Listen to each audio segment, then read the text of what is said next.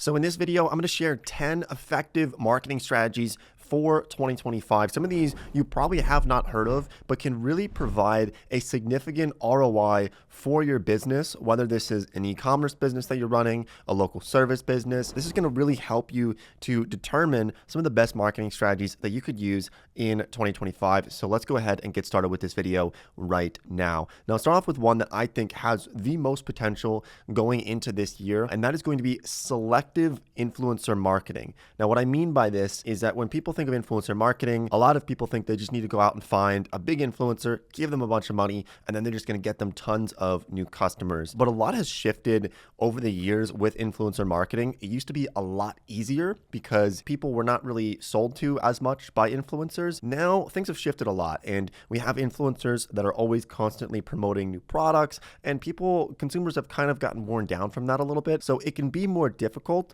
and that's why I think the best influencer marketing is to realize that, first of all, followers don't really matter. So someone could have 1 million subscribers, but they might only get a few thousand views, or their audience might not even be in the target demographic that you're looking for. For example, there's, YouTubers that have 10 million subscribers and, 98% of their viewers are not based in the US. And maybe you're selling a product in the US. It doesn't make sense to pay them a lot of money for viewers who were not even a target demographic for you. So followers don't really matter. Big influencers, I would say, generally are not really worth it nearly as much. And so if I was going to run an influencer marketing campaign in 2025, I would focus on micro influencers, people who have a few thousand followers, but can have the potential to put out high quality content, paying them lower amounts, but more of them, as many as possible. So thinking 10, 20, 30 different creators, giving them some cash to promote your product can be extremely impactful, because all it takes is one of those videos to go viral of those 30 influencers that you paid. And it could basically, you'll have power laws with that where it'll hopefully return the entire amount on the ones that maybe didn't perform as well. So that's one that I think is really useful, is selective influencer marketing. Even in 2025, it is absolutely incredible to do. Okay, the second really important marketing tactic for 2025, I'm just going to say it, running ads on Google Maps. So if you have a service business, you don't have to reinvent the wheel when it comes to advertising. This is something that everyone should be doing if you have a local business, whether you have a barbershop or you have a lawn care company or you have a nail salon. This is something that you can absolutely lock down, and you know how much you're paying, basically like fixed price almost, for your leads and for your clicks on your Google search ads. So we have a full Google ads tutorial on this channel. It's absolutely free. It's about half an hour long. It'll show you how to set up those Google ads, but you really should consider doing this. Even if you're selling products online, focusing on keywords of maybe your competitors. So if you're like selling, physical products, focusing on keywords that your competitors are using is a really great one that you could do. But Google search ads still are champion in 2025. They're really effective. And what I do like about them is that you can avoid overpaying. You know how much you're paying. It's not absolutely free. You're going to end up spending money. If a customer is worth $200 to you and you can get them with Google search ads for $30, that's $170 margin right there. And you can get almost endless customers from that strategy. So that's one that I really would suggest. You can hire people to run Google ads for you, or you can figure out how to do it yourself in 2025. Okay, so the third strategy that's going to be really great is affiliate marketing for your products. So what you can do is you can have influencers or blogs promote your product, and you're paying them based on the amount of customers that you're actually getting to them. So going back to the first example that I used of influencer marketing, that is more so like you're giving them lump sum cash and they're promoting you. But with affiliate marketing, you are setting up an affiliate program through something like PartnerStack or on impact.com. I'll leave links to those down below. You can create an affiliate program, basically like a referral program, so that influencers, or even just, general people maybe who have 500 followers, 1,000 followers, can promote your product on their own. You don't have to deal with like a lot of compliance. They can promote your product. They can paste their link somewhere, and anytime someone clicks on their link and they convert a sale for you, you might give them a percentage of that revenue that they got sent to you. So this is a really great way to basically control your CAC, your cost of acquiring like new customers. So if you're offering maybe like a $10 bonus for every new customer that's referred, and you're selling a product for $100, you could really do pretty well with with that. And once again, you're controlling your costs with affiliate marketing. And that's why I think it's really a great one for a lot of businesses, especially if you're selling products online. This is going to be very useful. So the next one is email marketing. Now, this is one that I feel like is overlooked, but this is going to be one of your lowest cost strategies to keep up with your customers and then to inform your customers of all the new products that you're dropping or any sales that you might have. This is absolutely crucial. Every business should have an email marketing campaign that they are running. Don't worry, it's not too difficult. You can use something like Omnisend to set this up. So I will leave a link to Omnisend down below in the description so you can check them out. But let me just tell you a couple of things you can do with this. Look, so you can make an average of $73 for every $1 that you spend on email marketing, especially if you're using something like Omnisend. Now, there's a little asterisk here because obviously this is going to vary based on your email campaigns, but this has some of the best ROI potential for your business. Okay, so with email marketing, what we can do is we can build our list, we can automate it, and then we can just send campaigns. So let's say that we are capturing their email when they buy our product, or maybe they sign up for a newsletter, or maybe they're a customer and they end up on our email list. Now what we can do is we can create automations. And it's super easy to do this with Omnisend. They have a lot of different features that will help you through this process of creating these email campaigns. I remember back in the day, like I tried using other email providers and it was so confusing to try to set things up. This is why we really like Omnisend, because it's so much easier to do this. And so they'll help you to do all these things, to build your list, to automate, and then send emails to your current customers, maybe future customers, people who are on your list. But building your email list is really, really important because you basically own your followers. You own your list. Anytime you want to contact them, you can send out an email easily with Omnisend. Now, they also have other things as well, like SMS. So like if you want to text people, and if you already run email marketing on a different platform, you can easily migrate to Omnisend. So they will help you through this process. They'll show you how to do it from, MailChimp or from Klaviyo or from other services as well. And it integrates with so many different platforms. So if you're running a store on Shopify, or you're using WordPress or WooCommerce or Wix, you can integrate all of those in with Omnisend for a seamless experience that you can have with the platform. So I will leave a link to them down below in the description if you want to check out Omnisend. I really would recommend it. It's going to be the lowest lift and the highest potential return on your investment when you do something like this. And you can just look at the pricing here. It's really extremely reasonable. So we have the free plan, which you can do a lot with the free plan. And there's also the standard and the pro plan as well. And you can toggle this based on the amount of contacts you have to see what the pricing might be. And you can get some pretty good deals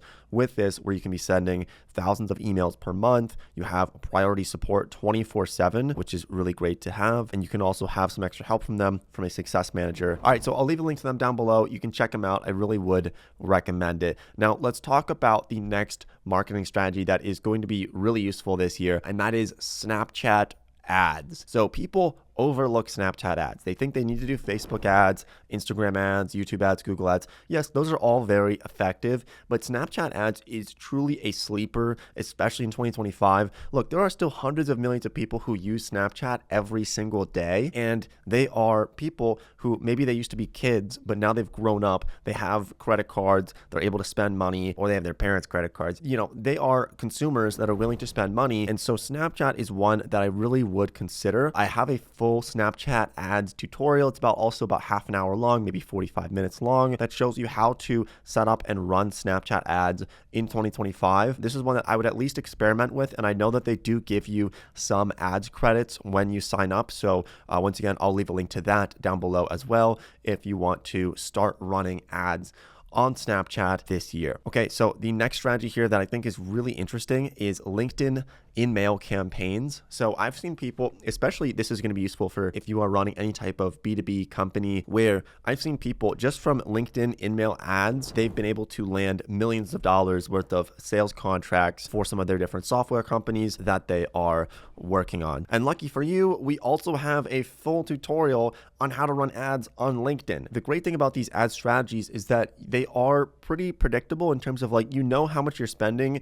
You can set budgets. You can say, I want to only spend $50 a day on LinkedIn ads, and you will get to that budget and then it will stop. So you don't have to worry about overspending. And then what you can do is you basically split test. So you try 2 different ads at the same time, and then you see which one works better. You take the one that worked pretty well and you start to tweak it. You might tweak some wording on that, and then you run it again, both of them next to each other, and see which ones perform better. And you continuously tweak and improve those ads 10% every single time until you have an ad that is absolutely performing extremely well. Could take a month or so to really get that up and running, but it's a really great strategy. It's called split testing. It's a basic thing in marketing that I think everyone should understand. Another one that's really going to be great is SMS and WhatsApp marketing. So you can actually do this also through Omnisend. So I talked about how they have SMS marketing, but this is basically you're going to be texting people instead of emailing them. People have notifications on their phone for email, but more so they have it for text. I know personally, like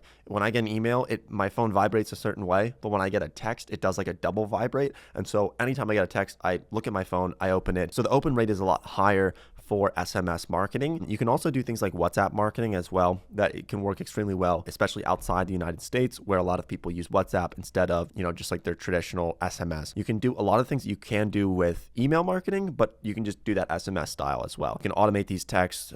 You get some free SMS credits if you have the Pro plan, and it's pretty great, right? And Omnisend also has an SMS pricing tool here on their site, so you can see if you're sending 100 texts or 1,000 texts, what that might cost based on the country in which you are sending those. So it's pretty nice to be able to just toggle around with this and see what the pricing would be for text marketing. But the ability to send out 1,000 texts to 1,000 different people all at the same time is pretty awesome. All right, so let's talk about another strategy that is really interesting. I've only ever seen really one person do this, and it worked super well. It is handwritten letters to your customers or potential customers. There's a founder who I purchased something from. I was thinking about investing in the company, and so I was trying out his product, and he hand wrote a letter after I purchased the product and said, thank you for being a loyal customer, and some other nice words in there as well, kind of on like a postcard, or it was in like an envelope on a card. And I just thought that was a really great way to build a lifetime customer and trust with the brand. So here's something that I think you should consider doing, especially if you're first getting started and you don't have thousands of customers right now. Consider literally handwriting at least a handwritten note, or maybe even a letter of follow-up, not trying to sell them something, but just thanking them for being a customer. If you can sit down and maybe do 10 letters a day, that's going to cost you what? $5 a day in stamps, and maybe some time. Your hand might cramp up a little bit, but this can be a really great way of building a loyal fan base, a loyal group of customers, because people like to buy from people that they like. And that's something that is really, if you can get personal with people, they are going to like you forever. They're going to be willing to pay more for your products because they like you. They like your customer service. They like how friendly you are. And just don't forget that in this year, that if you are personal with your customers, it can really go a long way in terms of pricing power, in terms of repeat buyers. It's just a great thing to keep in mind. So number 9 is also a little bit unique because I don't see a lot of people doing it, but it is writing a book and using that as a lead funnel. Now, this is great for certain types of service businesses, for example. Let's say you have a consulting business or you have a financial advisory firm. This is really, really great to do. So I met a guy who he has over $1 billion in assets that he manages as a financial advisor. And I asked him, how did you get all of those clients? How did you find so many people who have money that trust you to invest money for them? And he said that most of his customers came from a book that he wrote. He wrote a book about how to build wealth, how to invest in the stock market. And people who read that book, they ended up building a lot of trust with him because, they read hundreds of pages of him speaking about investing and wealth management.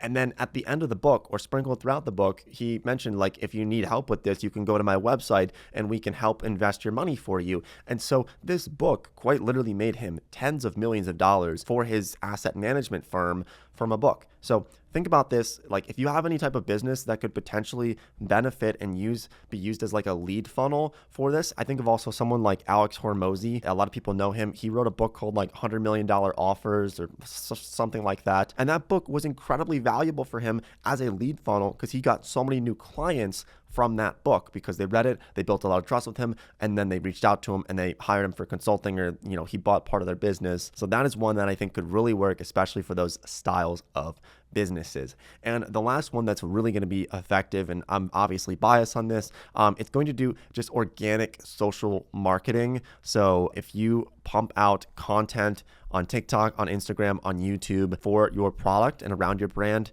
it's just kind of a no-brainer. The best thing about this is that there's no cost to it. And if you can rank on Google or rank on YouTube, whether this is through like a blog or YouTube channel or Instagram Reels, this is going to just be a great way to get customers basically for free. Besides the part that you might have to be on camera talking to the camera like I'm doing right now, getting customers at a low cost, it's going to be just something that I think is kind of a no-brainer in 2025. So those are the different marketing strategies that I think can be super effective in 2025. If you have any questions, if you have any thoughts or ideas, leave them down below in the comments section. Don't forget to check out Omnisend. It's a great way to set up email marketing. I think it has potential for a really solid ROI this coming year. So thanks for watching the video. I hope you found it valuable, and I'll see you sometime in the future.